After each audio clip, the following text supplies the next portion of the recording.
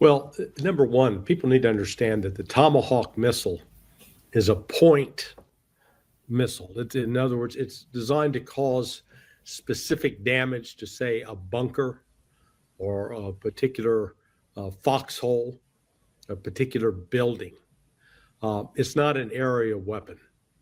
Andrei Martyanov, who has written 5 books now, his first book was called Losing Military Supremacy. So he's an American citizen, but he was in the Russian military, went through the military academy. Very accomplished man, but he knows the science of all this.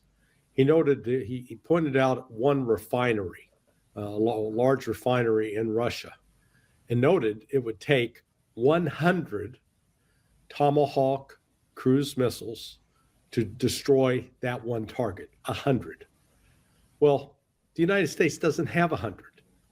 We're talking right now the possibility that we could supply 20 to 50 to Ukraine. You know, it's not going to make a difference. Now, the ground launch version. So they got three varieties. You got air launch, sea launch, ground launch. The ground launch version has to be reconfigured in order to carry a nuclear warhead. So in its current condition, it cannot carry a nuke. However, you're correct in noting that the Russians don't want to be in the position of having to trust that kind of judgment because it could be fatal. So they've made it very clear that if the United States chooses to supply these weapons to the Ukrainians via NATO, sell it to NATO, then NATO turns around and gives it to the Ukrainians. Number one, it's a weapon system that can only be operated by NATO forces or by U.S. personnel. Russia said that this would be crossing a red line, and they would treat it much more harshly in their response. I think we need to take the Russians at their word on that. I think they're quite credible.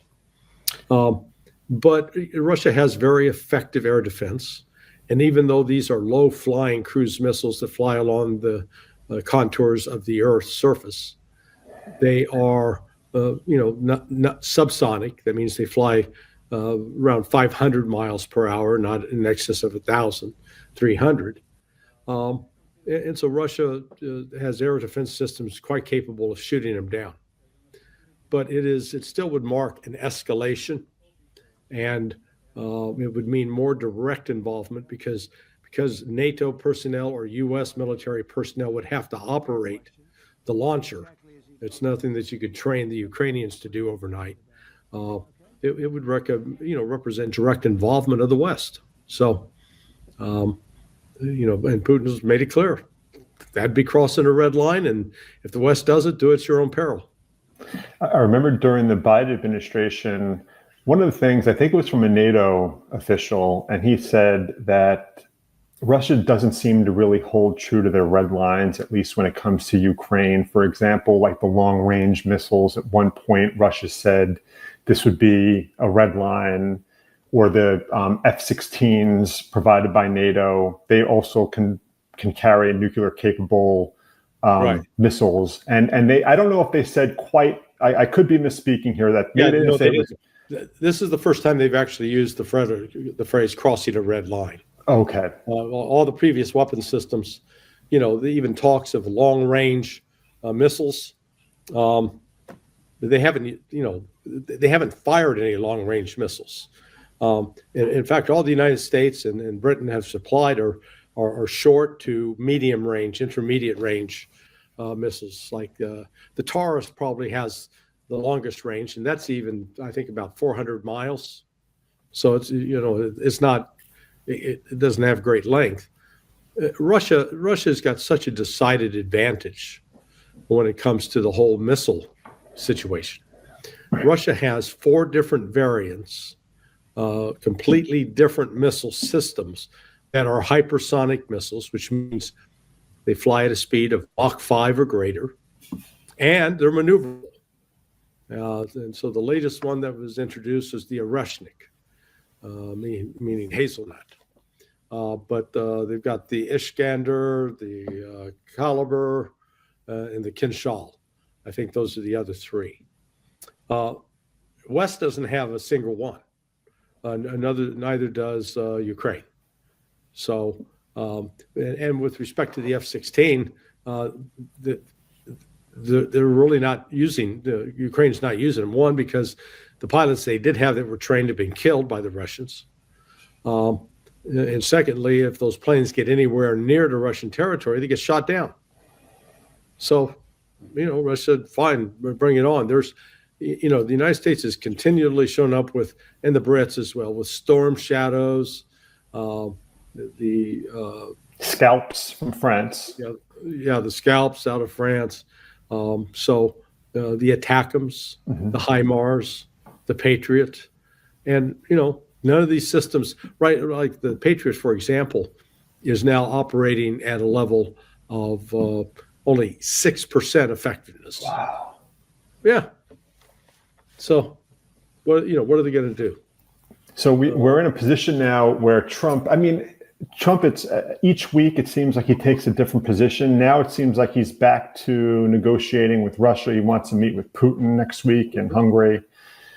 This is after indicating that he was interested in providing these Tomahawk missiles. And I think it was Keith Kellogg who told a conference that the U.S. could kick Russia's ass in a war. Joe, you mean like the way we kicked the Houthis' ass? Yeah. You mean like the way we kicked the Afghans' ass? Oh wait, we lost that one, and we got driven out of the Red Sea by the Houthis. I mean, what kind of stupidity is this? Seriously. But Trump knows that he says this, and he's not the only one who said it, because you had Whitaker, the ambassador to NATO, say something very similar to what Kellogg said. So this seems to be almost like an administration-wide position that we can kick Russia's ass if it got down to it. Ukraine's not losing. In fact, they may have the upper hand. Is that just a messaging ploy for Trump before meeting with Putin? It's all it is. So how could that change Putin?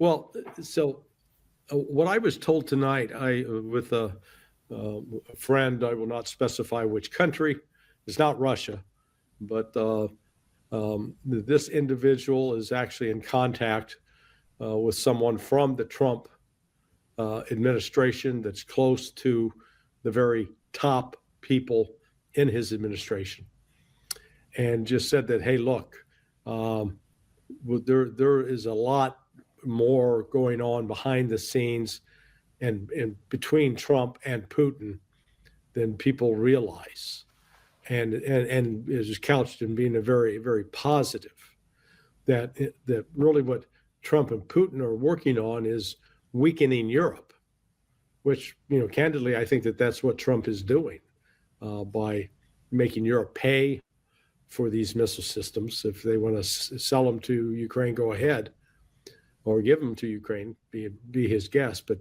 they're going to bankrupt them. He said, my friend said that on Vladimir Putin's birthday, Trump called and had like a 40-minute conversation with him, and the White House never publicized the call.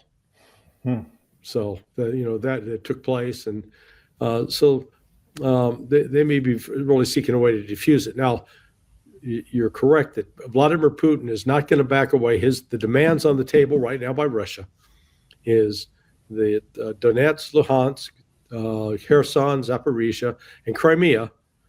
Those are all that territory belongs to Russia. Even if it's still currently occupied in part by Ukraine, it all belongs to Russia, and Russia is going to demand that. Russia will demand and require that NATO leave Ukraine and get out and not return. No exercises, no storing of military equipment, etc. Putin is not going to back off of any of that. That is the Russian position. No matter, Trump can, stamp his feet, hold his breath till he turns blue, threaten him with more sanctions, as if there's any more sanctions to put on. But Putin really holds he's in the driver's seat with respect to this. So when Trump says he's meeting with Putin next week, will it be what could change? Russia hasn't changed their three key demands in ending the war. I mean, Russia, and when Trump came out recently and said, I think it might have been even J.D. Vance who said that Russia was being unreasonable with their demands. Really, if you paid attention from the beginning, the demand stayed the same. And so I guess the question to you is, what could happen differently this time? What could Trump try? How could Trump try to spin it if this time when he meets with Putin and what's resolved? He can come out and claim that they made progress, but he's not in a position to discuss it yet. The reality for Trump is Trump doesn't hold any cards. He has no leverage over Vladimir Putin. The best they can hope is that the U.S. is putting a lot of stock in hoping that they can get Putin on the U.S. side to work against China. Now, that's not going to happen either. So, but again, it's one of those vain hopes.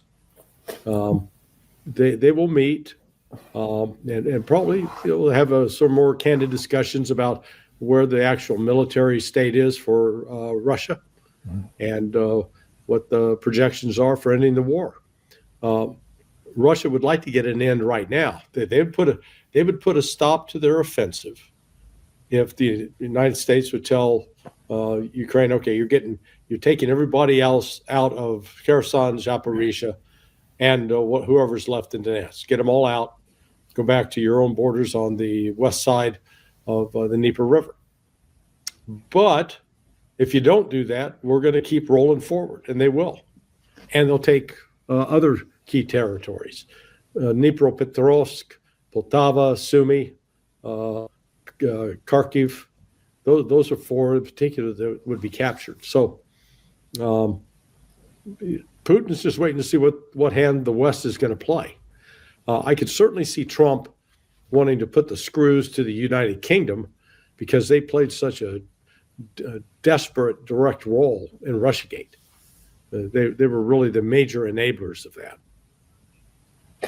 But we all know that Trump, he knows about reputations. He knows he wants to be a leader that's seen, a strong leader, someone who gets things done. We know that he met Putin back in August. He said that if there wasn't any kind of resolution, he was going to slap Russia with even more sanctions. We see him even now in Gaza with a ceasefire deal. That's kind of, we don't know how long that'll last. Hopefully it does. Now he's putting himself out again to meet Putin for a second time. Mm-hmm. Do you see any risk for Trump? I mean, even politically, domestically, by meeting Putin twice and getting nothing out of it, if it just turns out to, we made progress and then Putin ends up the next night bombing or, carrying out a major offensive in Kyiv. Is Trump putting himself out? Is he risking his reputation domestically with this effort? Well, he would if he went in and stepped up the war, expanded the war against Russia. Now, then he'd be in violation. We've seen in the last couple of days, though, that it looks like he's even backing down on the support for the military prospects for Israel in Gaza. He seems to be cooling those jets a little. Trump's got a problem right now. His America First agenda is being portrayed correctly, in my view, as an America Second agenda, with Iran or Israel being the number one important priority, and then sparking wars with Iran and further killing in Gaza. Look at what happened last Thursday when Trump signed his Gaza peace deal. There wasn't anybody from Israel and nobody from the Palestinian side there to endorse it, sign up to it, etc. So this was the equivalent of holding a wedding, and you preside over the wedding, but there's no bride and there's no groom. You can call it a wedding, but it ain't a wedding. It's an arranged marriage. Yeah. Yeah. I could even say it's an arranged marriage, but they haven't even sealed the vows. Yeah.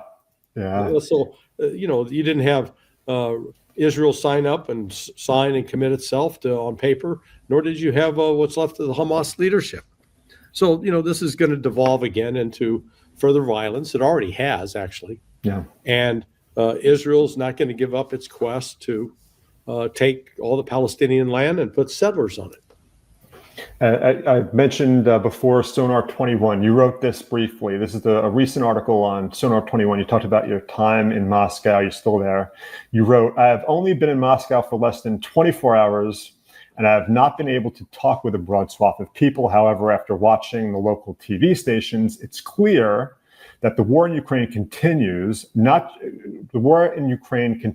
just because Putin wants it. An overwhelming majority of the Russian people recognize they are in an existential battle with the West, and, if anything, want the Russian government, meaning not just Putin, but the general staff, to pursue the war more aggressively." Right. Can you talk about that feeling and how you came to that conclusion on Yeah, well, no, you just hear what people say. So there is Putin has come in for criticism of being too soft, too patient with the West. There are others like former President Medvedev, who is on the National Security Council with Putin, has talked about blowing them to hell and taking more violent action. So we'll see. What we've seen is a dramatic uptick over the last 7 weeks, going on 2 months, of the Russians dismantling the infrastructure, electronic infrastructure of Iran, killing and wounding upwards of 1,500 Ukrainian troops per day. And Ukraine, frankly, they can't sustain this kind of loss. I want to now, if we could, just shift over to what's going on in Gaza and Israel. I know it's very late out there, Larry. I don't want to keep you up too long. I just had an itchy eye. So back to a serious topic. What's going on in Gaza, and what do you think about that ceasefire deal? Obviously, we know that the IDF carried out deadly strikes across Gaza. Still, Yeah. not at the level that they once were. Are you optimistic about this ceasefire deal, or is this something that reminds you of what happened in March or January when the first ceasefire deal came into effect? Yeah. Are you more optimistic this time than the previous time? No. Again, the only hope for optimism is if the two contending parties, the Palestinians and the Zionists, sit down and negotiate. The Zionists have got to be persuaded to stop settling Palestinian territory and calling it their own. Well, they're not going to do that. The Palestinians want, they're being asked to disarm. Well, they're not going to disarm. So you've got an impasse right off the bat.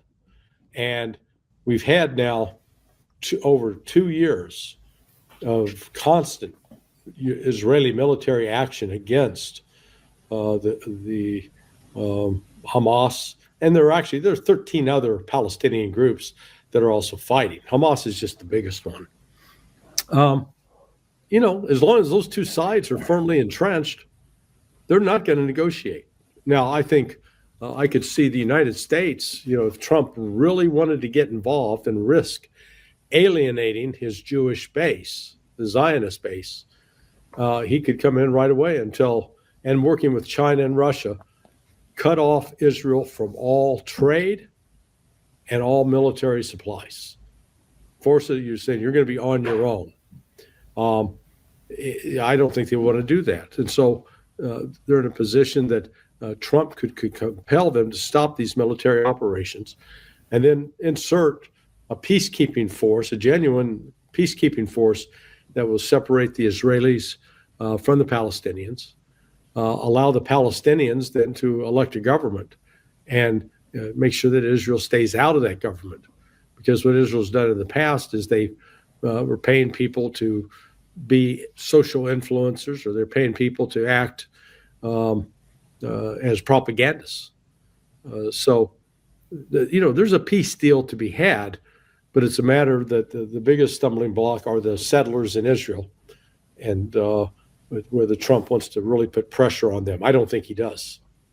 How about Netanyahu's own survival in Israel? You mentioned how Russians support the Ukraine conflict, the Ukraine war.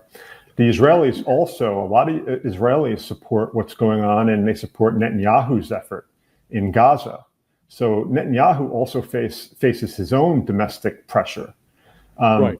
So do you see that as an influence, obviously, on Netanyahu going forward and the risks to the ceasefire? Well, yeah, let's separate the two items. Netanyahu is not wildly popular, to the contrary. However, the mission that he set forth of expelling the Palestinians, not talking to the Palestinians, that enjoys widespread popularity across Israel. Only a few of the settlers over in the Hasidic community, they're the most likely to oppose Zionism. But really, there is that central part of Jerusalem where the Church of the Holy Sepulchre is, and others that the Jews have been prefer to call them Zionists. The Zionists living there have been trying to restrict Christian access as well. So it's been the United States is in a position to bring this thing to a halt immediately, and we don't do it. Why? Because Trump is completely compromised by the Jewish lobby. Did you see his comments in Israel when he called out Miriam Adelson and her influence over the White House? Yeah. Can you tell me what you thought of that when you saw a video of that? Was that surprising to you that he was so naked about it, or was that expected? He was just quite expected. He's the best. The Zionists say he's the best president money could buy because they bought him. Now I want to shift, Larry, while I have you, to something closer, at least as far as in the vicinity, in the hemisphere, Venezuela. Yeah. And we have Trump saying today that they don't want to F with us, meaning Maduro, or he said something along the lines of Maduro doesn't want to F with the United States militarily. Obviously, that's escalating very quickly. We went from position the ships in the Caribbean, Puerto Rico. I think we have 10,000 troops there now, bombing boats. Now Trump was talking, or at least there were leaks from the administration that they were considering striking Venezuela as a country. And now we have war talk coming out of Trump. I mean, what if you were Maduro's, advisor? What would you be telling Maduro right now? Hunker down. Maduro's tried to reach out to the United States diplomatic channels, and this project with Trump to destroy Maduro and take control of Venezuela started in 2018. So it's a 7-year-old covert action. If you go in and look at the state of that whole area, let's recognize that the U.S. troops will be hard pressed to get up into Caracas if they land any troops on the ground. Last I heard there were only 4,500 Marine Expeditionary Unit personnel. Now, if it's up to 10,000, they've doubled it. That would be a very hard-fought battle. And because there are multiple ambush points going up and down that road. What Trump has done is his actions are criminal, in my view. And I say criminal because you only fire and attack a boat. In this case, these are boats, not ships. Boats are smaller craft. If they are firing at you or posing an immediate threat to a naval ship, like jamming it or ramming it, well, neither of those was the case here. Their claim that they got drugs on board. Okay, fine, they got drugs on board. Board the boats, take the drugs, and arrest the people. That's what you do. In this latest attack, they failed to kill the people on board. So now they were picked up by the U.S. Navy. They're alive. Now there's a basis for a civil action against the United States for violating their civil rights, for trying to kill them. So this is a extremely foolish policy by Donald Trump, and one that really undermines his claim to be a president of peace and wants law and order. All he's doing is he's acting in a lawless fashion, and that's what's dangerous about this. If you saw where we are right now, and you saw into a crystal ball back in January, would you be surprised with the way the world is right now, or is this something that you're surprised at how bad it is right now? Is that yeah? I actually held out hope in January because Trump was given a golden opportunity that he really could have become the peace president. He could have put an immediate end to the war in Ukraine by cutting off all U.S. military assistance to Ukraine. He could have put an immediate end to the genocide in Gaza by cutting Israel's military supplies off and helping lead an economic embargo to force them to cooperate. He didn't do that. Now he's going to look for a fight with Venezuela.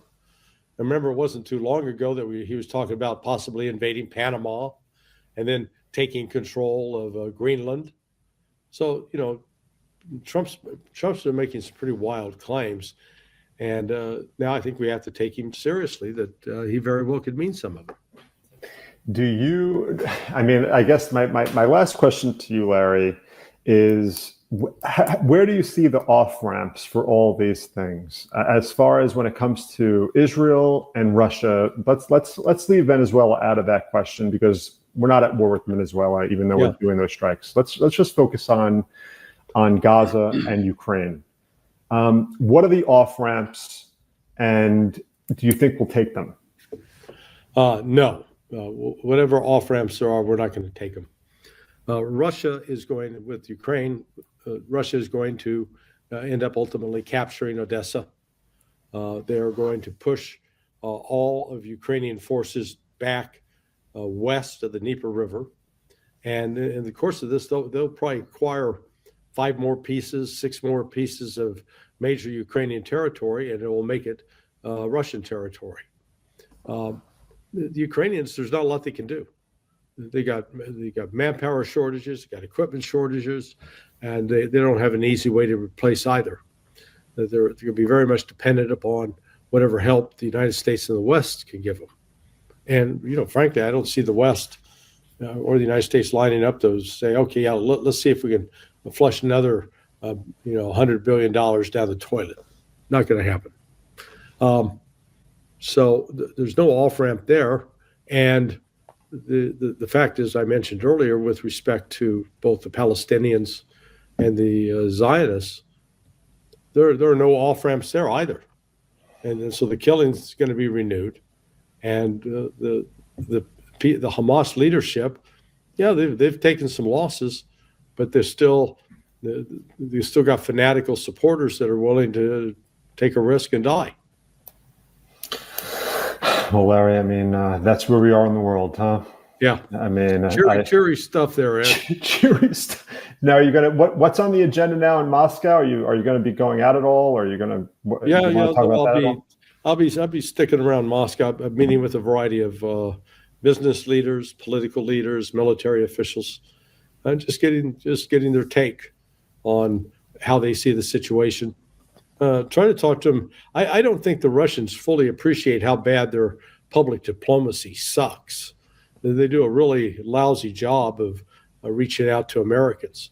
So I'm going to encourage them to, think long and hard about getting their public relations act in order.